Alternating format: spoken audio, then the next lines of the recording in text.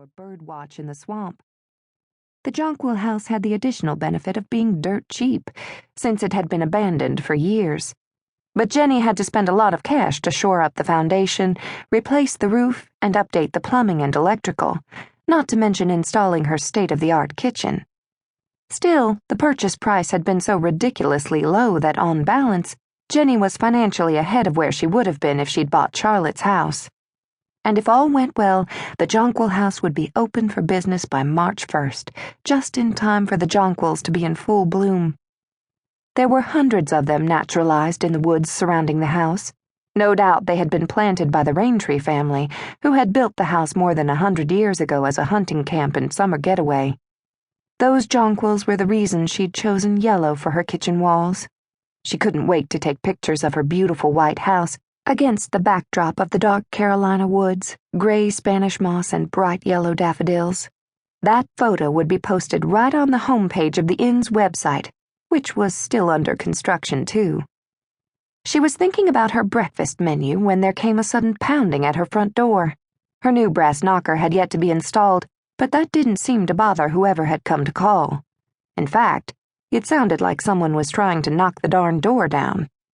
She hurried down the center hall, enjoying the rich patina of the restored wood floors and the simple country feeling of the white lath walls. Maybe the movers had changed their minds and she'd be able to get Mother's furniture set up in the bedrooms after all. She pulled open the door.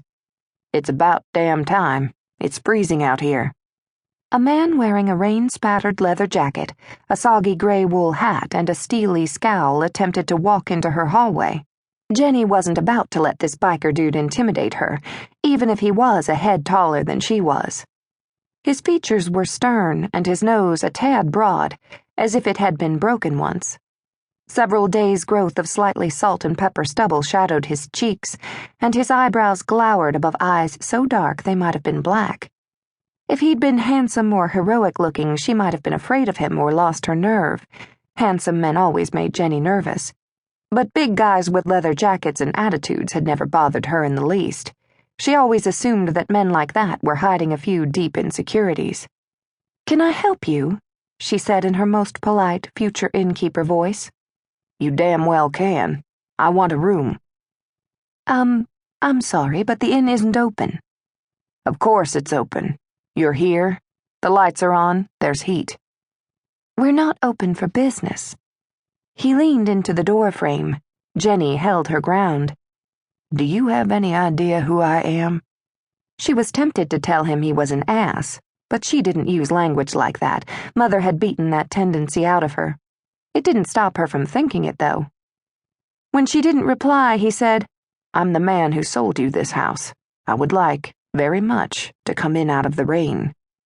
"The man who—" "The name's Gabriel Raintree. My family built this house. Now let me in." She studied his face. Gabriel Raintree was a New York Times best-selling author of at least 20 books, several of which had been made into blockbuster horror films. His books were not on her reading list, and she wasn't much of a moviegoer. She'd never met Mr. Raintree. The sale of the Jonquil house had been undertaken by his business manager and attorney, so she had no idea if this guy was the real Gabriel Raintree or some poser. Either way, she wasn't going to let him come in. Besides, the house was not ready for guests. The furniture had not even arrived. "I'm sorry, the inn isn't open." His black eyebrows lowered even farther, and his mouth kind of curled up at the corner in something like a sneer. He looked angry, and it occurred to Jenny that maybe she needed to bend a little. The minute that thought crossed her mind, she rejected it. She had inherited a steel backbone from Mother, and this was a good time to employ it. She wouldn't get very far as an innkeeper if she allowed herself to be a doormat. "I need a place to stay," he said. "For at least 3 months. I'm behind on my deadline." 3 months? Good Lord, she wasn't running a boarding house. But then, she supposed that if anyone could afford 3 months' lodging at a B&B, it would be someone like Gabriel Raintree. The income would be nice, but she wasn't ready for any guests. "I'm very sorry. The inn won't be open until March. If you need to stay in last chance, there's always the Peach Blossom Motor Court, or you could see if Miriam Randall will take you in. She sometimes takes in boarders." "Damn it all, woman."